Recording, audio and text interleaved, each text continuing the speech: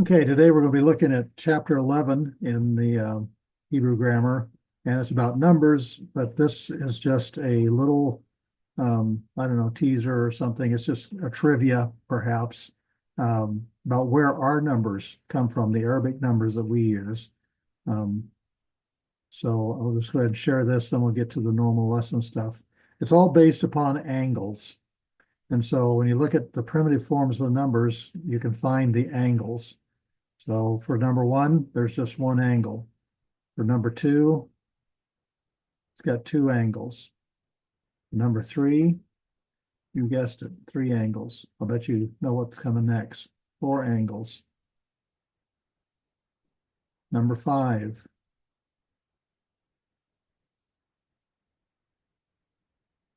five angles. Number six,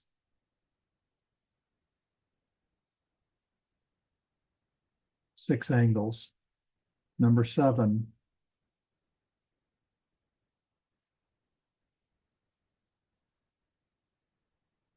seven angles. Number eight has eight angles. Of course, we use derivatives of these. Number nine, nine angles.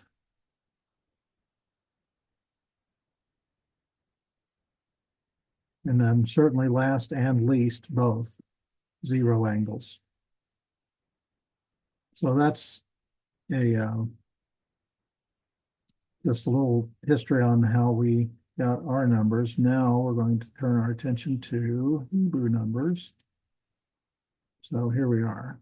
Now you should be able to see the normal lesson screen here, chapter 11.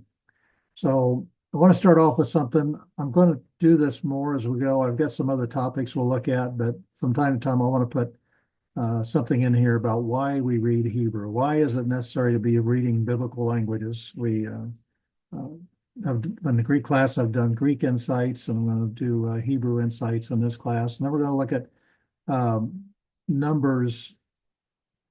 This is going to be called like modern Hebrew numbers. Like I should have probably put modern there.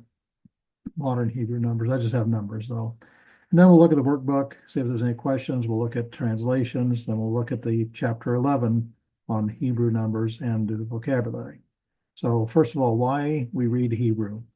And here's an example from First Chronicles chapter 28, verse 9. It says in most translations something like, "As for you, my son Solomon, know the God of your father and serve him with a loyal heart and a willing mind." And this is the phrase we're going to be looking at here, the willing mind.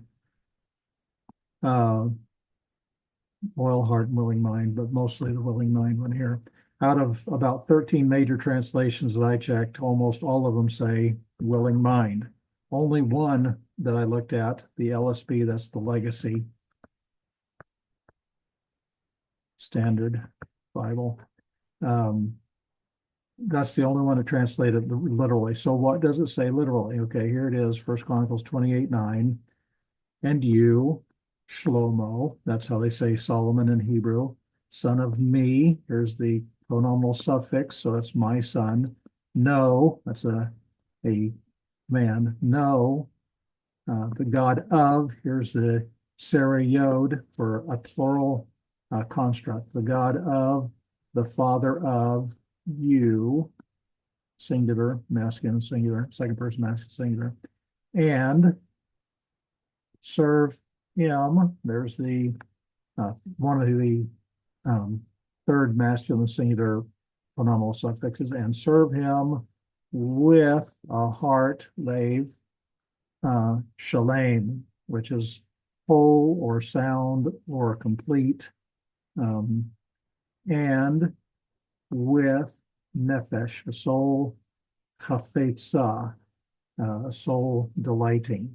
So doing it in English here, and you, Solomon, my son, know the God of your father and serve him with a complete heart and a soul delighting, or a delighted soul, a delighted soul.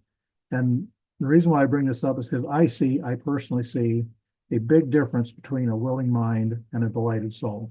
So if God told me to go to someplace and move there, and it's someplace that's not very high on my list, not very desirable to me, I'd go, Lord, I have a willing mind. If that's what you want me to do, I don't like it, but I'll do it. I have a willing mind. I'll do it.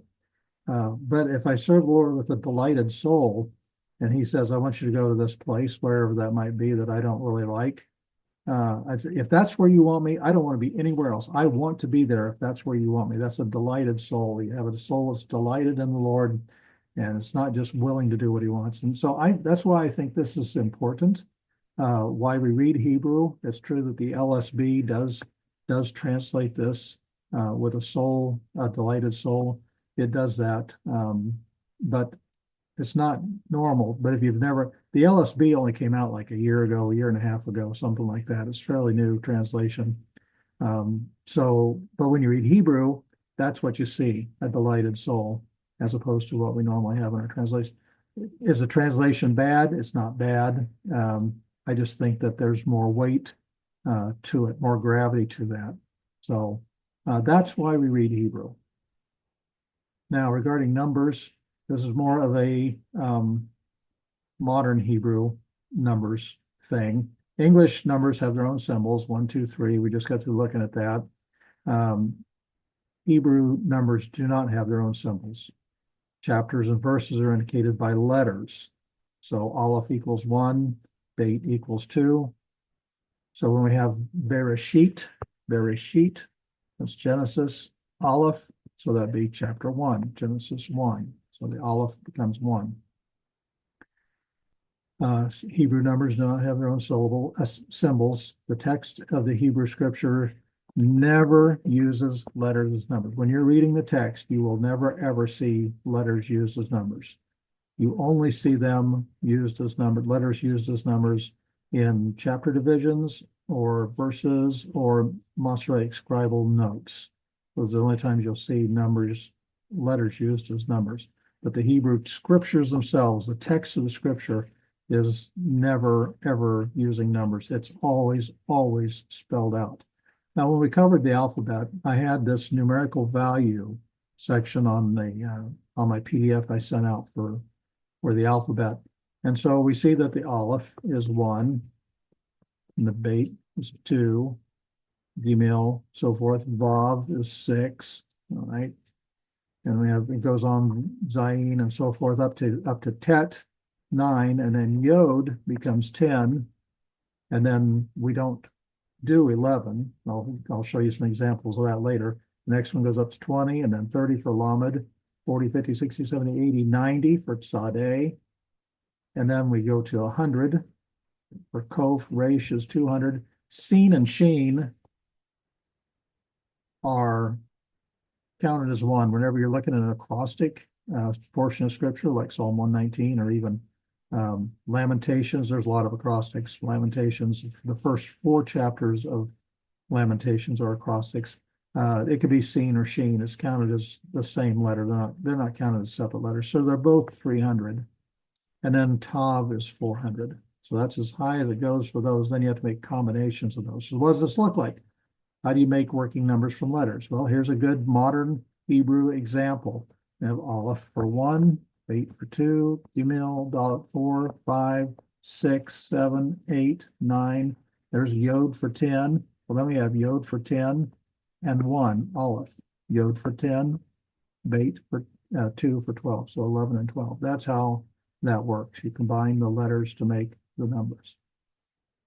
So some other examples. We have Kaf, Aleph 21. I'm not going to go through and read all of these, but it's just making the numbers. You add them up. You add up the values of the numbers, or the values of the letters to get the numbers. But how would I write 666 in Hebrew? Notice that this is not 666. This has become kind of a peeve for me. I wouldn't say it's a pet peeve, but it's certainly something that bothers me whenever somebody says, oh, the mark of the beast, 666. Nope. The mark of the beast is not 666.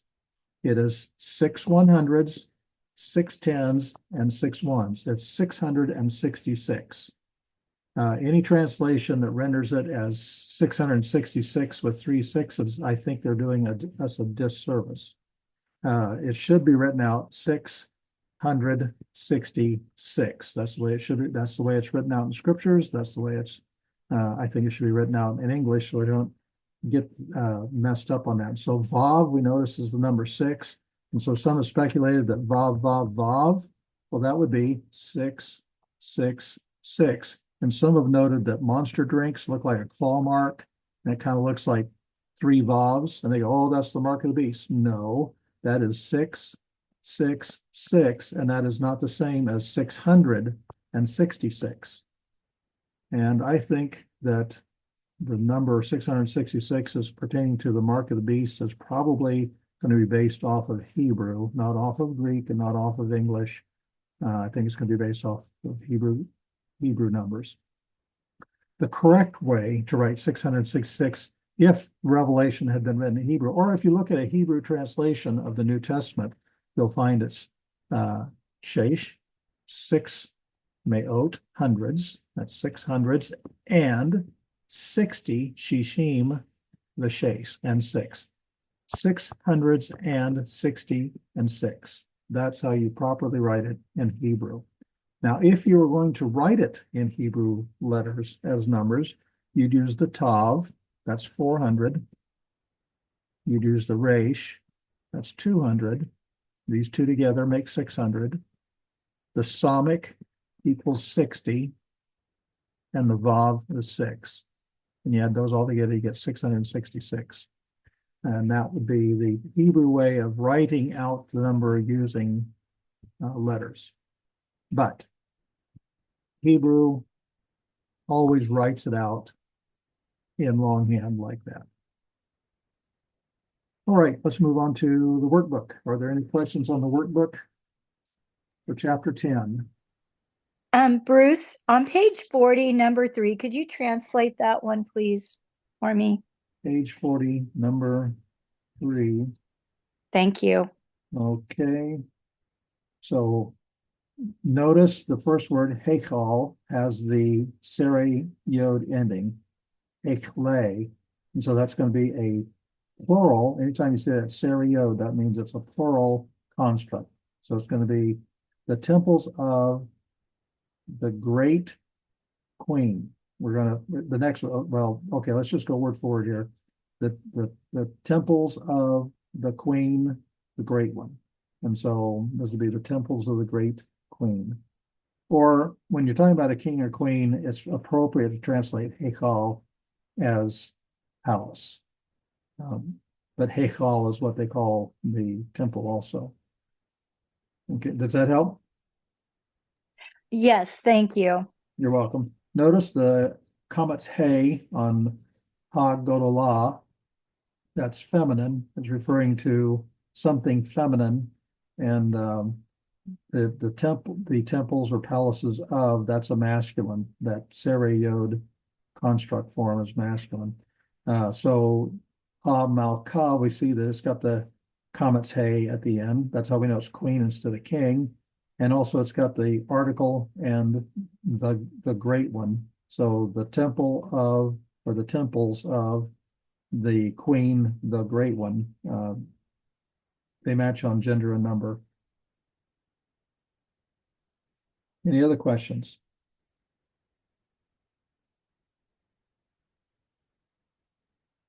All right, then let's go ahead and do the Bible translations. That's starts on page 41 and goes through 42. So the first one, again, we see that seri yod, that is the masculine plural construct. And so goy is a nation. So this is nations of, but the absolute noun is haaretz. And so the land, so we're going to say the nations of the land. The nations. Why is it the nations? Because the last noun in the construct chain, if it's definite, the whole thing is definite. If it's indefinite, the whole thing's indefinite. It tells you which way to go with it. So that, but again, we see that seri yod. It's good to really get familiar with that one because it is used so often in the scripture. You'll see it a lot. So the nations of the land or the nations of the earth, either one of those would work.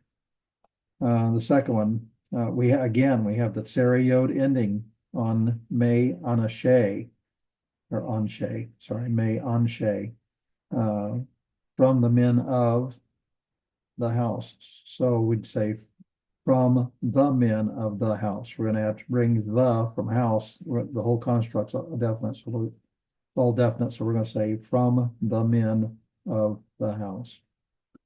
Number 3, ve'ele, and these, Shemot, the names, B'nai, there's that Sariot again, the sons of Israel. And these are the names of the sons of Israel. Why is it the names? Because Israel is a name, and names are also definite. If it's a name, a proper noun, if it has a article, or if it has a pronominal suffix, it becomes definite.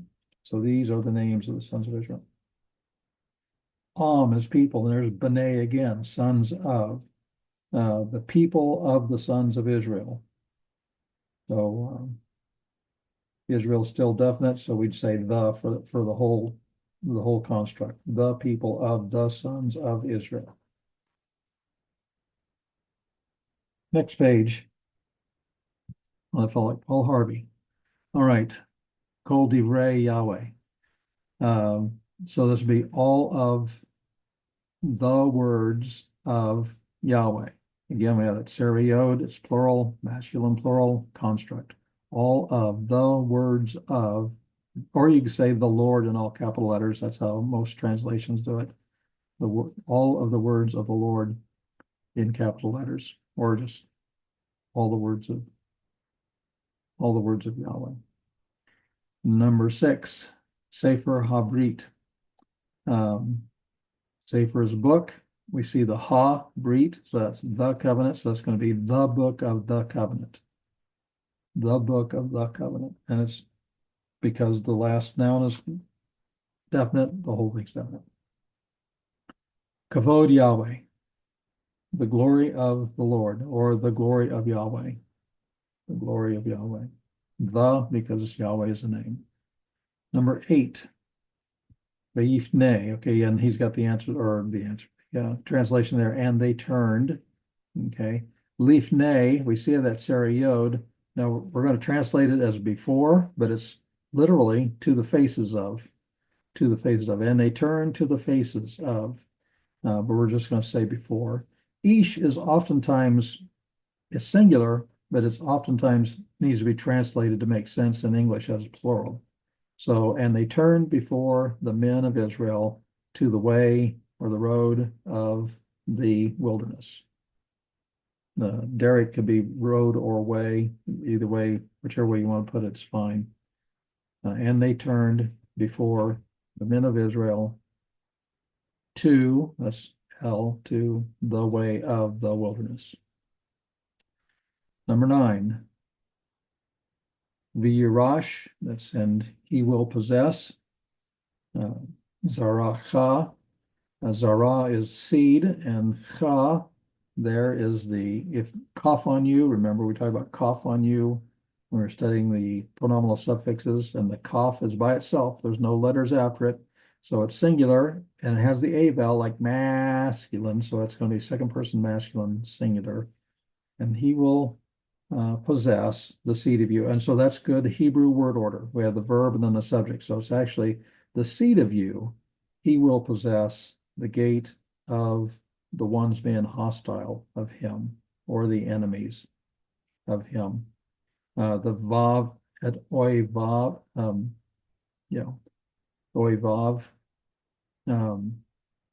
It's funny to say it that way because the debate doesn't have a dogish, so it's a V sound, but it's that vav at the end is third masculine singular, the gates of him. So you smooth it out and say, your seed will possess the gate of the ones being hostile, his enemies, that his enemies will be pretty smoothed out, enemies of him, or the ones being hostile of him. The reason I say ones being hostile is because oy vav, that O vowel over the aleph. We haven't studied participles yet, but that's the indicator for a participle. But a lot of times a participle in Hebrew will be brought over in English as a noun, which hence you get the word like enemies or his enemies. And its enemies because we have a yod before the vav on oy vav. Then the last one, vaya amdu, and they stood. And then we're going to get who is stood. Or no, then we're not. Not yet. And they stood on the feet of them, great, an army great, very, very. And they stood on the feet of them, an army great, very, very. So we would just say very, very great army. Those last four words, we just read them in English order from left to right, and it comes out right. A very, very great army. So that's, and they stood on the feet of them, or on their feet. A very, very great army. Any questions? I hope it's not confusing when I give you both. I try to go literally word for word for you, but I also try to smooth it out, or at least let you know how to smooth it out. Any questions? All right, then we will go on to chapter 11, numbers. So the first thing, we want to learn the cardinal numbers. We'll talk about that, what that means, 1 through 10. We want to learn the masculine. Notice here, we want to learn the masculine and recognize the feminine nouns, or forms, the feminine forms. We want to learn to count in Hebrew from 1 to 10. Number 2, we want to be able to identify and translate Hebrew cardinal numbers 100, 1,000, and 10,000. And we want to be able to identify and translate Hebrew ordinal numbers. And we'll talk about that. As what does that mean too, ordinal. So first, we want to learn the Hebrew cardinal numbers. Now, let's talk about what that means. Cardinal numbers, that's how you count. Ordinal numbers, that's the order of things. So those are some ways you can think about it. You can count on the cards. And if you happen to be a Cardinals fan, you know, I don't know. You can think of however you want to. You can count cards too. So you can count on the cards. I mean, like a playing deck of cards, or order the ordinals. Ordinals has that order sound in it already. We see the kind of the same beginnings here. So those two, it's easy to remember those two go together. So for cardinal numbers, we have 1, 2, 3. That's the way we count. 4, 5. Ordinal numbers, first, second, third, fourth, fifth. That's the order of things. English numbers can have their own symbols, or they can be spelled out. We've kind of talked about this already. We have 1, 2, 3, 4, 5, but we also have spelled out 1, 2, 3, 4, 5. Hebrew numbers do not have their own symbols. In the biblical text, they are always spelled out. They are always spelled out. You only see, and you'd have to get a BHS. I mean, there's a lot of Hebrew Bibles, like my Reader's Bible that I read out of. All the chapter numbers are written with the numbers that we recognize. Like I just opened it up to where Pastor Tom is on, that'd be Pastor Tom Humphrey. I have some people here from Sioux Falls but this would be Pastor Tom Humphrey in Springfield, Missouri. He'll be beginning 2 Samuel. And so I see, I'll see number 1 or the last chapter was chapter 31. It looks just like the way we see it. So it's not, and then verses 1, 2, 3, it's listed that way. So not every Hebrew Bible that you would get would use the numbers. However, I have a BHS over here on my shelf, and it does indeed, for chapter 1, uses the Aleph, for chapter 2, uses the Beit, email. But only for verse numbers, only for chapter numbers. In the biblical text, numbers are spelled out, always spelled out. Here's an example. Vayehi, that's and he was, or it was. It's always, in Hebrew, it's always going to be masculine or feminine. We have to decide that it's it, just for English. And it was evening, Erev, and it was Vayehi Boker, morning. Yom Echad, day 1. But since echad is in the adjective position, it'd be proper to translate it 1 day. But as far as looking at the word order here, it's in day 1. That's the word order. So echad is 1. Okay, we want to recognize we want to learn the masculine and recognize the feminine forms, okay? Hebrew cardinal numbers 1 through 10 are on page 106. We have Echad, Shanaim, Shalosh, Arba. Now, on that one, that is a resh, but they will, their R sound. And a lot of times when you're listening to somebody, it'll sound like they're saying Alba. It sounds like it might be an L, but it's not. It's a trilled R sound. Arba, Arba. That's 4. Kamesh is 5. Shesh is 6. Sheva, 7, which is also the way you spell oath. Shimone, 8. Tesha, 9. Esser, 10.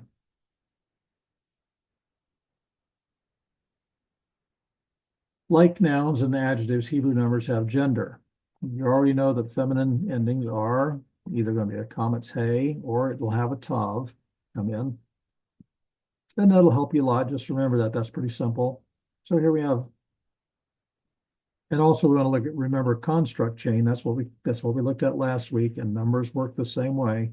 So here we have davar hamelachim, the word of the. So we're going to insert the word of here because these are in construct. There's no article here, but we have that article right there, the hey with the comets and the dagesh in the next letter. That's the. So we'd say the word of the kings with that masculine plural ending, the word of the kings. The absolute noun makes the whole thing definite. Construct noun doesn't have article, but it becomes definite because the whole chain becomes definite. So the word of the kings. But if we replace the word, now we say achad, one. Hamelachim is still the absolute noun and it's still definite, still plural. We have, but achad would be one of the kings, one of the kings. Because this construct, this is still in construct, because this came first. If it's an adjective like we saw earlier, it would come afterwards. Like we saw with the day one thing. So we have masculine and feminine forms of the numbers. We have absolute number forms. We have construct forms. So the number 7, for instance, we have Sheva is 7, but if it's Shavat, it's 7 of. I'm sorry, not Shavat. Sheva. Not a lot difference in the way you say it. Sheva and Sheva. The accent is on the first syllable here. The accent will be on the last syllable here. So that's the construct. Construct sometimes reduces in, you have a reduction in the vowels.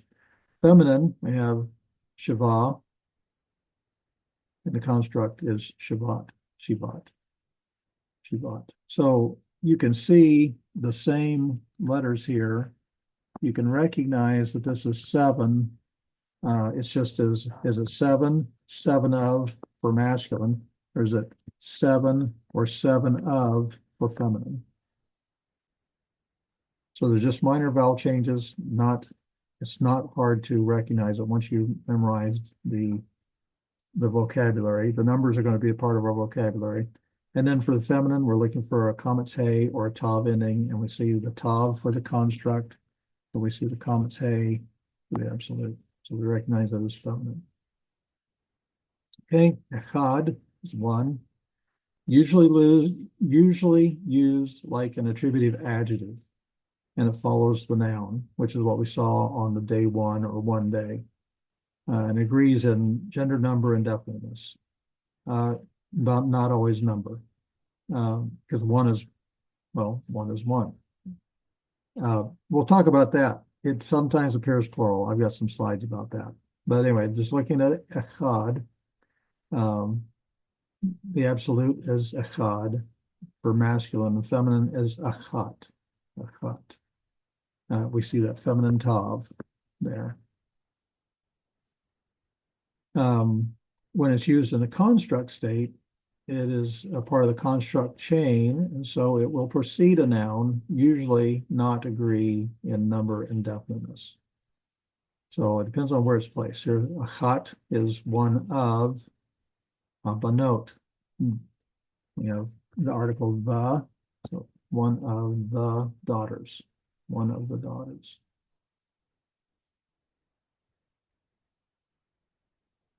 Echad, okay, it follows is people, echad is one, and so it's saying one people because it's being used in the adjective form. Then we have echad ha'am, flip them around. Now this is made definite. We don't have a dagesh in the next letter, but we have compensatory lengthening. We have the comets instead of the patak there, so that's still the article. Achad ha'am. So the first one is one people because it's in the adjective position. And then the second one, bottom one, it's in the construct form. So it's one of the people. One of the people. Okay, Achad, and he was. Okay, I had told you this was coming. Vayhi, and he was. All, or we can say it was, and it was.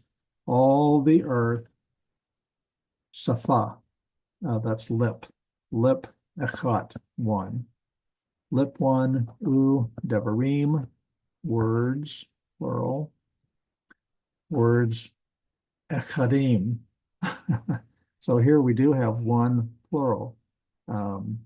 It's kind of an unusual thing. This is in Genesis 11:1, and echad is used as a plural. It's used as an adjective, so it's going to match in number. And words is looked at as a unit, a set of words. So everybody had one lip and one set of words, or basically saying everybody had one language. This is right before the Tower of Babel. There are other places where echad is plural, and here's the besides. So it's 1, 2, 3, 4, 5 places where echad is used plural. You don't see it very often. This, by the way, in Daniel, that's the Hebrew part of Daniel. Daniel starts off Hebrew and ends up Hebrew, but the middle part, the bulk of the middle part is Aramaic.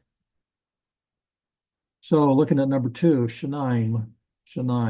It's classified as a noun.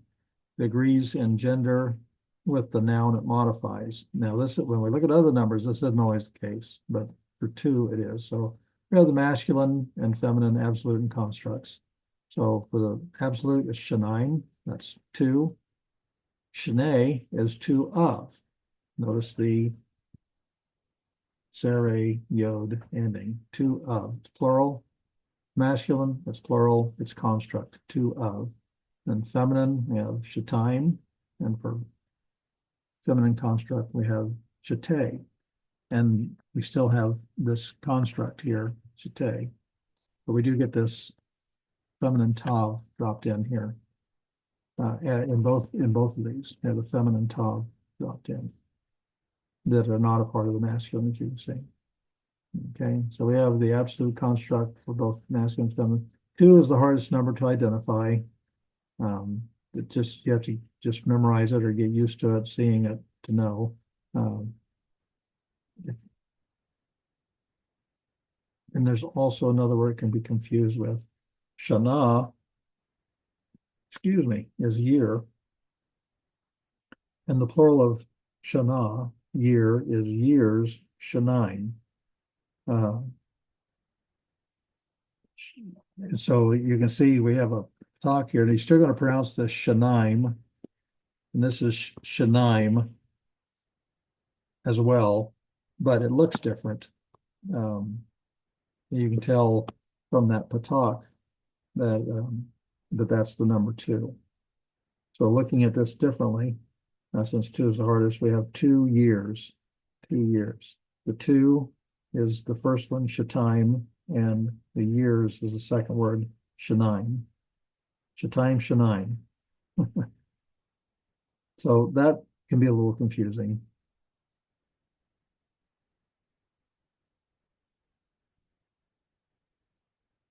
Okay, going to the next letter or number, shlosh.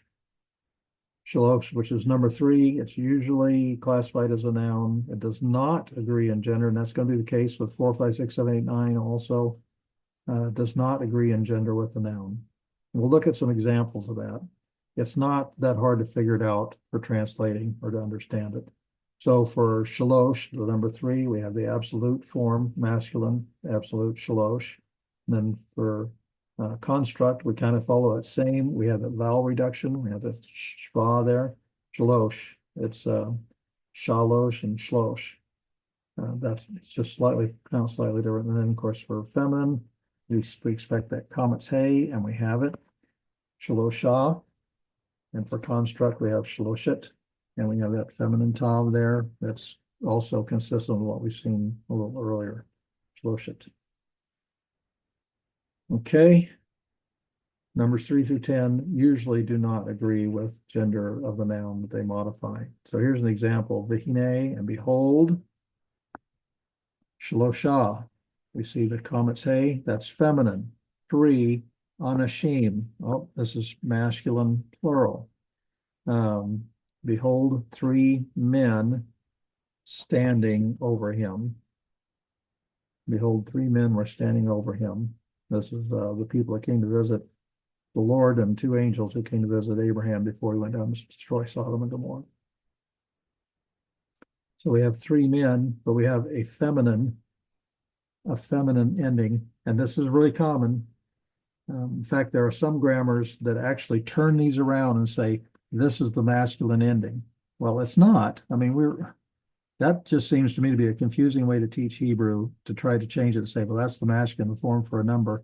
No, let's just stick with the feminine. I like the way this grammar does it. We stick with the comets hey as the feminine form, but when we're looking at numbers and nouns, masculine nouns, you're going to see a feminine number going with a masculine noun. Shnei, 2 of. Notice we have the Sarah construct. That means it's masculine plural, and it's going to be of. So this is 2 of new. That's the first person common plural pronominal suffix, and so that's 2 of us. 2 of us. So you can have pronominal suffixes on numbers, 2 of us. Now looking at numbers 11 through 19, all right. We have 7, Shiva, 7.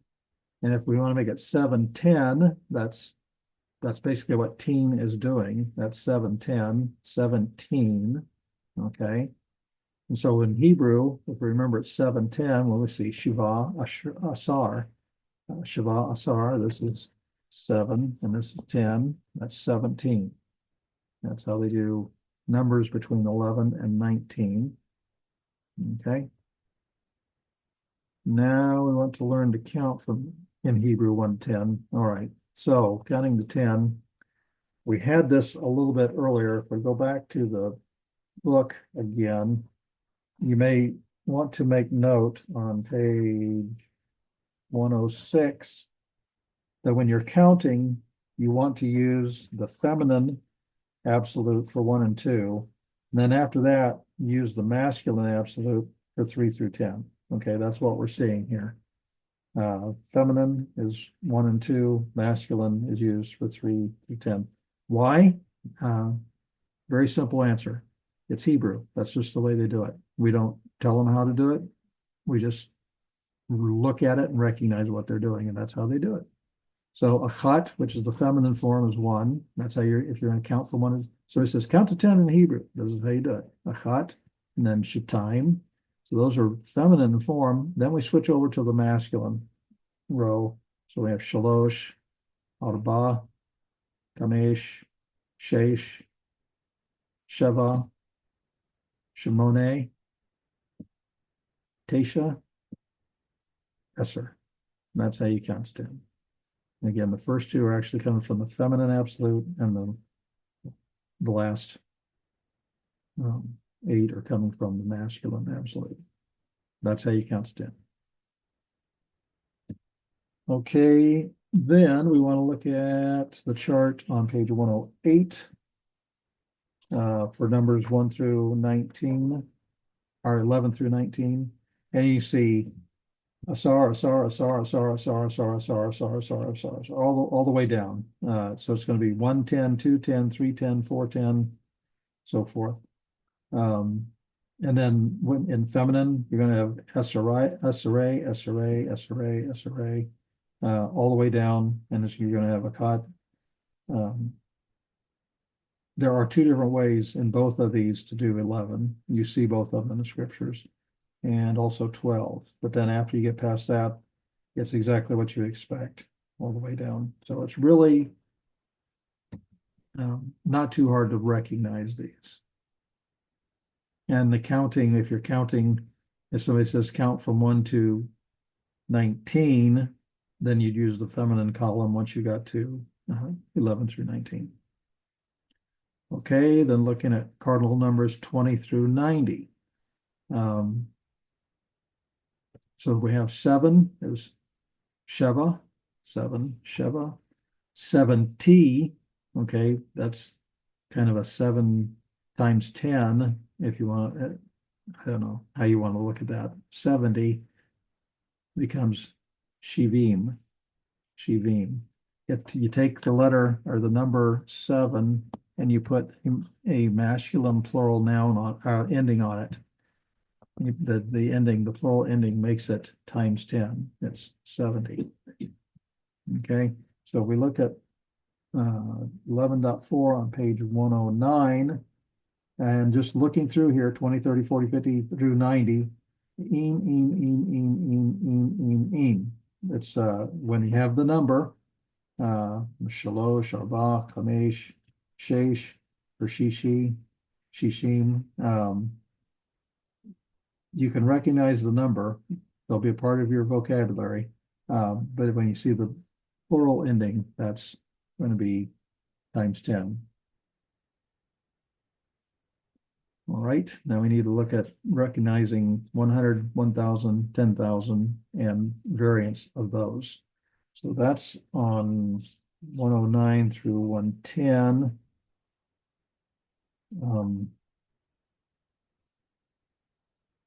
Oh, I was going to point out something I just remembered. Back on page 106, I was going to draw it to your attention on the 11.2, and I just remembered here.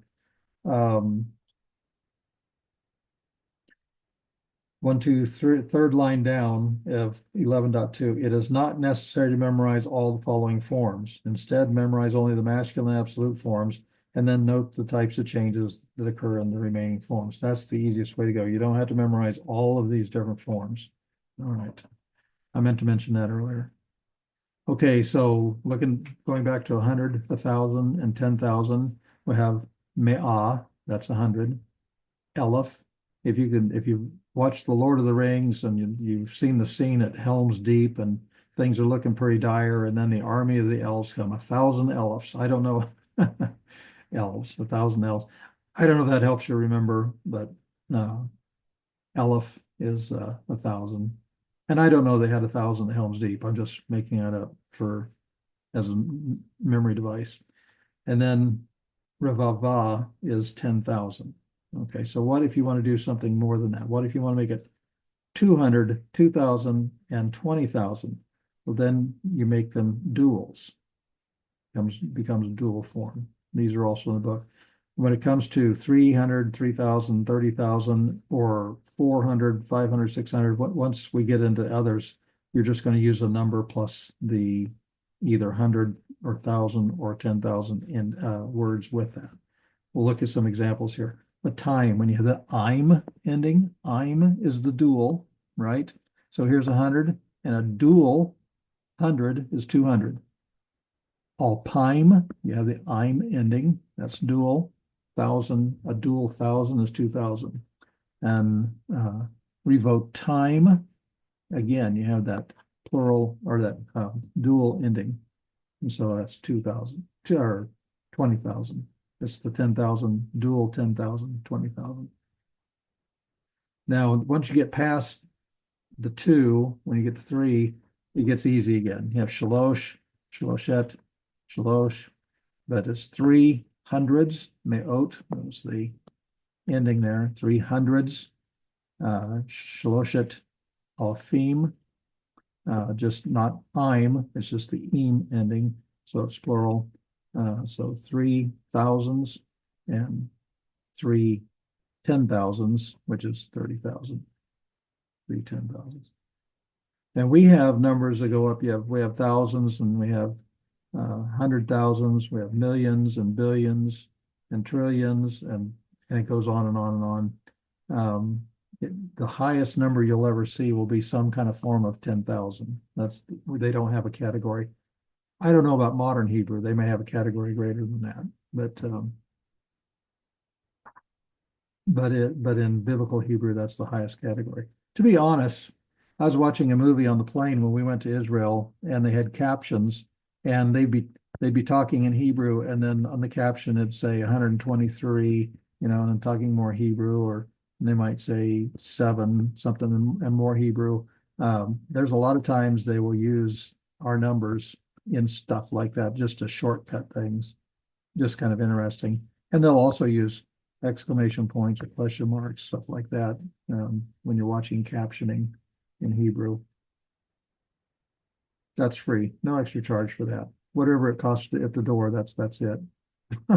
There's no cost at the door. All right.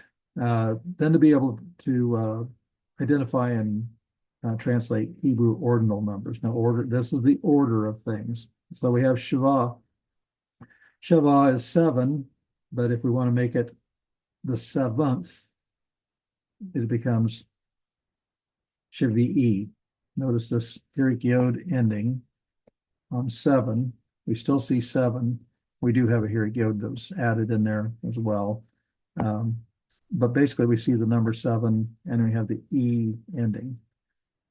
And that's the way that most numbers are. There is an exception. The cardinal number Echad, the ordinal is Rishon. Rishon is, so Echad is 1, Rishon is first, and Rishon is basically based off of or built off of the word for head, Rosh, which is the head or the top.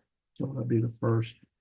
That's the exception. Outside of that, you can expect to see, if we look on page 110, and you just scan down here through, look down to the masculine side. Of course, Rishon is different, but Sheni, Shaloshi, Revi'i, Hamishi, Shishi. It's just, that Hirik Yod ending on all those. When you see that, that's an ordinal.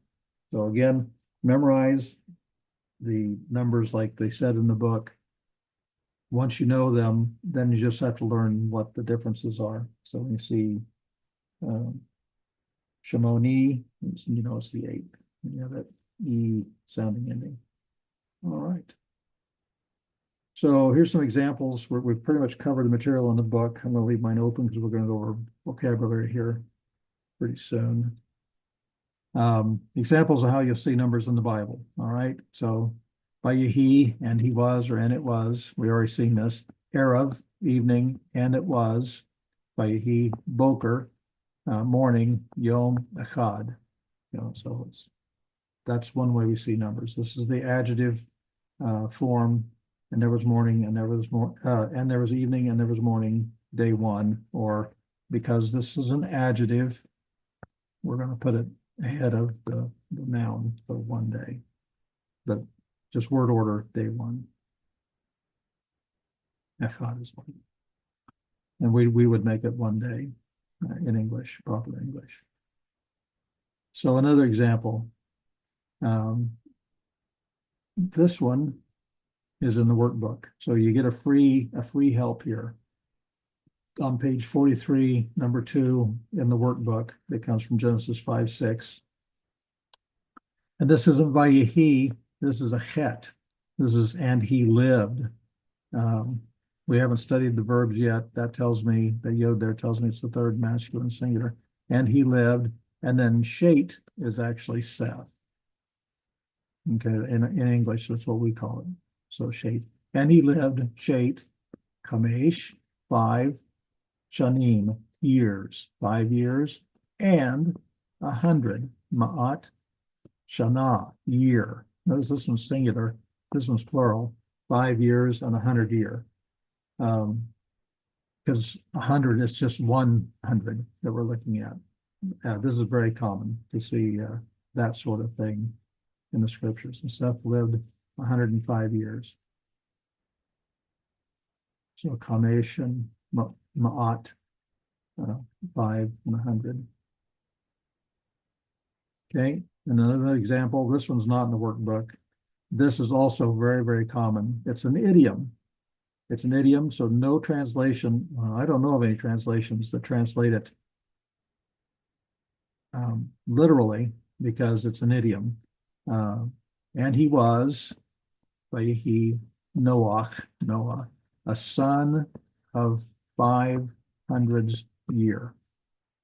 So we still have year as singular, a son of, and if you're talking about a woman, which I think that actually Sarah is the only woman whose age is given. It's not common to see that. But if it's a feminine thing, even if it's if the word is just feminine, it'll say a daughter instead of a son. But that's very common to say. And he was Noah. Noah was a son of 500 year. A son of 500 years means he was 100 years. He's 500 years old. So, like I say, no, I don't know of any translation that says a son of 500 years. Idioms are almost always, I better just say almost, but it's just like 99% of the time, idioms are not going to be translated literally over. You're not going to see son of 500 years. Those are some ways, Kamesh Meot, 500s year. All right, let's look at the vocabulary, page 112.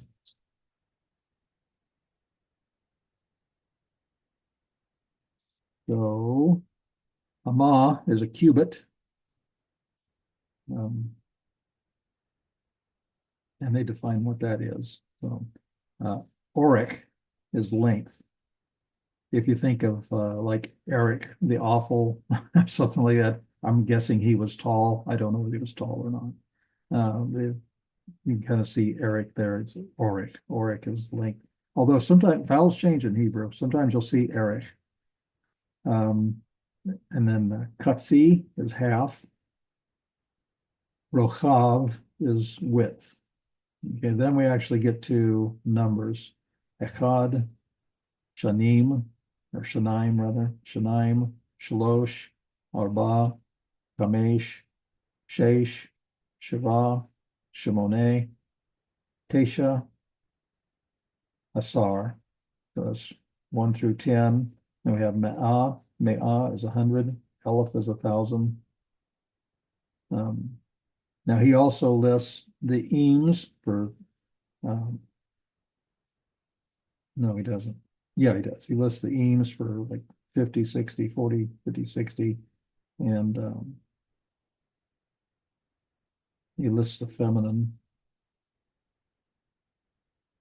They don't repeat the ordinal, so that's okay. Just learn these numbers.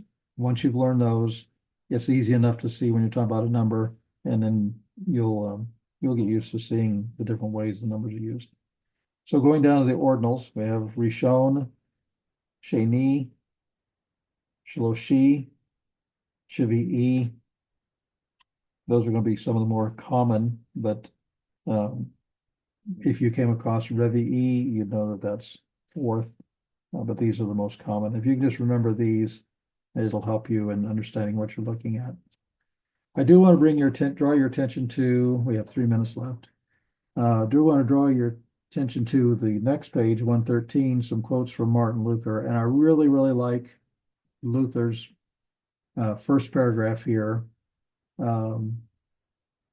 Let's go to the second sentence on the second line. The languages, talking about the biblical languages, Hebrew, Greek, Aramaic, languages are the sheath in which the sword of the Spirit is contained. They are the casket in which this jewel is enshrined. They are the vessel in which this wine is held. They are the larder in which this food is stored. And as the gospel itself points out, they are the baskets in which are kept these loaves and fishes and fragments. If through our neglect we let the languages go, which God forbid, we shall lose the gospel. So it's very, very important. The whole thing is good, but I really like that we know, you've been reading your Bible for a while, you know that the sword of the Spirit is the word of God. And I think that is just such a cool picture, that the sheath that contains that sword is the biblical languages. It's encouragement to continue in reading. And just like the thing I had earlier about a delighted soul as opposed to a willing mind, there is benefit to be gained by reading it in the biblical language. So I just want to draw your attention to that first paragraph. I like the article, but I like that imagery. So homework, chapter 11, vocabulary, exercise 11, which is really pretty short. And actually, this is probably one of the shortest chapters in our grammar, I think. It's not very long. Like I say, if you just learn the vocabulary from there on, it's really not very hard to get all the other pieces. And then go ahead and read chapter 12, which is going to be introduction to Hebrew verbs.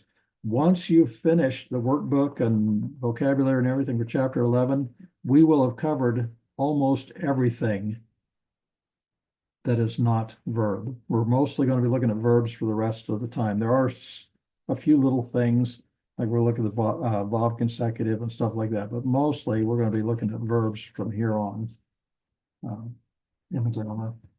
So I say that by means not to scare you about, oh no, all this is verbs. It's more of an encouragement of, well, pretty much everything that has to do with nouns.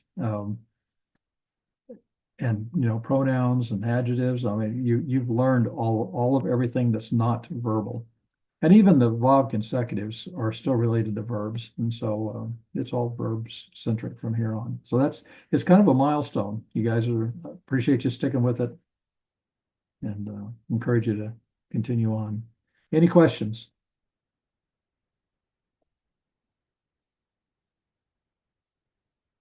Okay, I hear none. So we will be done.